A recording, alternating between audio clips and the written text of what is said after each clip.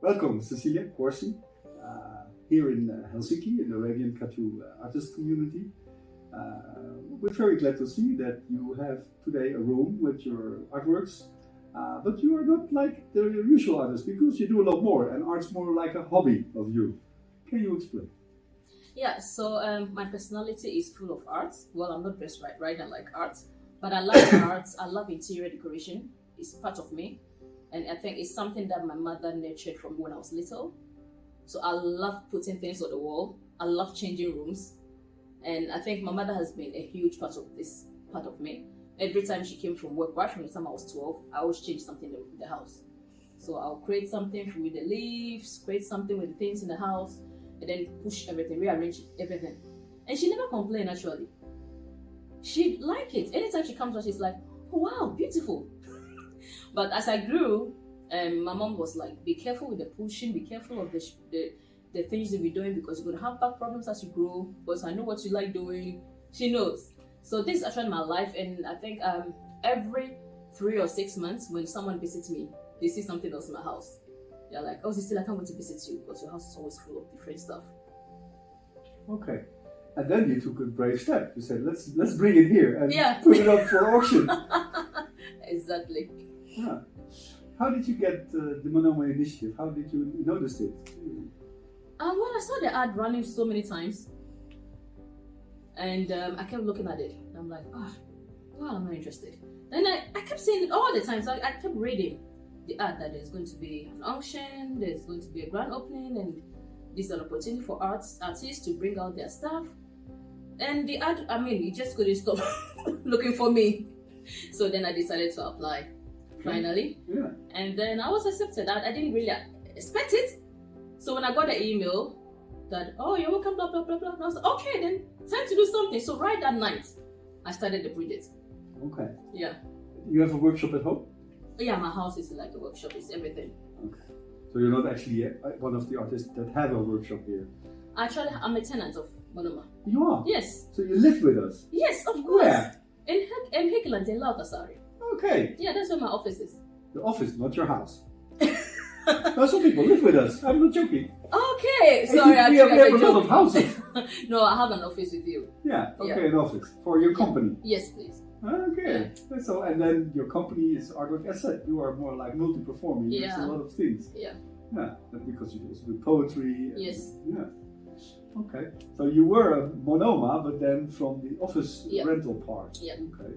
Well, just for a fact then, we have a lot of people that live and work with us. In France, as Kiswa said, next week we go to France. We have this building where people actually live and they have their workspace combined in a building like Lanti. So you rent a room with us, 200-300 euros in the midst of Paris, and then next door you have your workshop. You can do your art or your painting or whatever. Yeah. What do you think of the people in the Monoma building in Hekeland? Actually, well, they're nice people. First thing I'll say is that it's everything. It's companies, it's artists. There are different kinds of companies. But of course, I would like to say this also. And when I started looking for a premises, it was quite hard.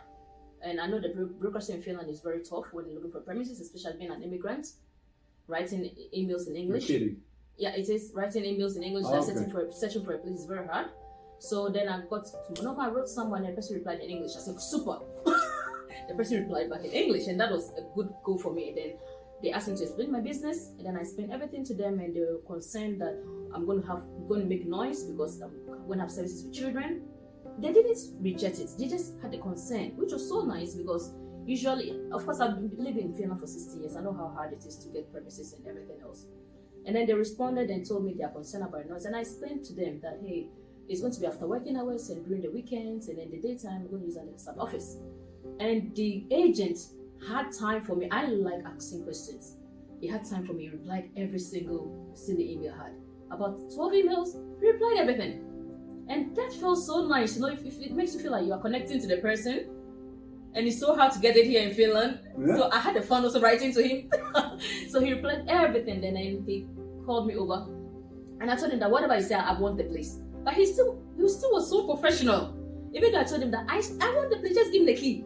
He still went around, showed me the rooms, still kept on marketing. I'm like, but I said I want the room. And he kept marketing, telling me the details of the building, the good things around this building, that there are parks for the children. He was so professional. And then he gave me like some few days in advance to pack my things already. And I was like, how cool is that? So that's what like something that got me so impressed, and I felt very happy about. Yeah. And then the tenants are so nice also. They have different professions going on there. Cool. Yeah. Oh, that's a nice story. Thank you.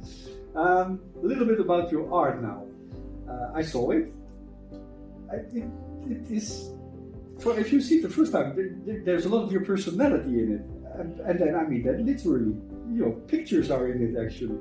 And then combined with pictures from all around the world, there's a lot to explain. Can you help me?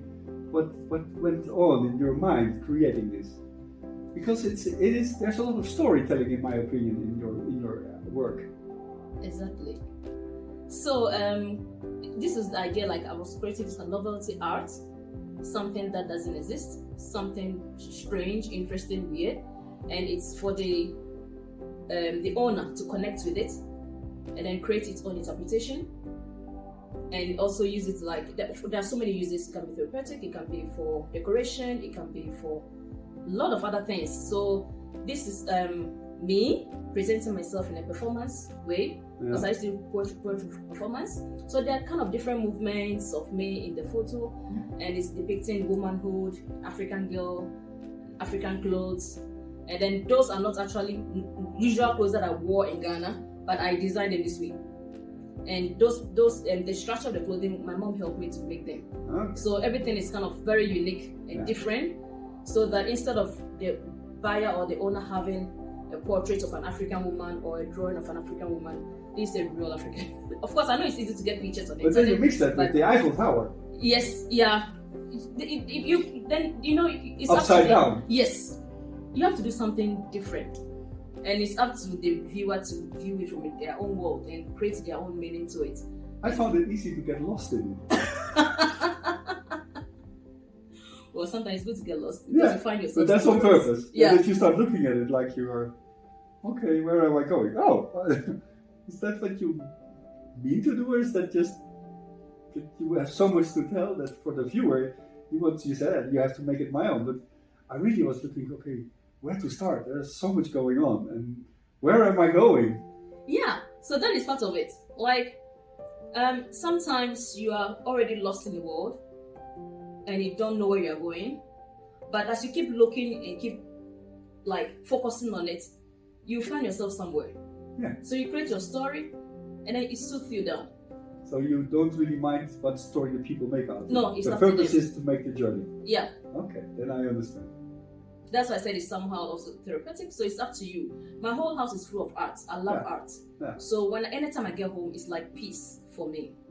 Like after all the chaos of the day outside, when I come home, then I have this kind of so many stories going on. So my house is actually my personality. Yeah. And that's how my house is. So I have Chinese art, Egyptian art, African art, Arabic art. But then again, for a person like me, who is basically in a white box, it's like I get lost. Yeah. Probably the same house, I would have a completely different experience. Yeah. You get lost, but then it also compels you to learn to concentrate on one thing to the other. Okay. So instead of looking around, there's so many things. Now, concentrate and start something, start a story. Okay. And it doesn't matter where or what journey you make. Yeah. Now I do get a little bit. Let's go there and discuss when we see some of the work. Okay, sure. Yeah. So I'm moving into this building also with Monoma. You are? Yeah. So you leave Highland and you come here? I'm moving, yeah. Yeah. And we did as well, to be honest. Yeah. And the location is really good. Like the transportation is right. It's the second walk. Okay. So I think of course I want to also test the market for my business.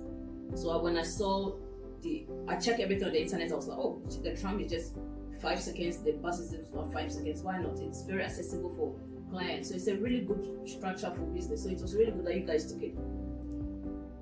We got it. They gave it to us. You got it. Yeah. Yes. Nice.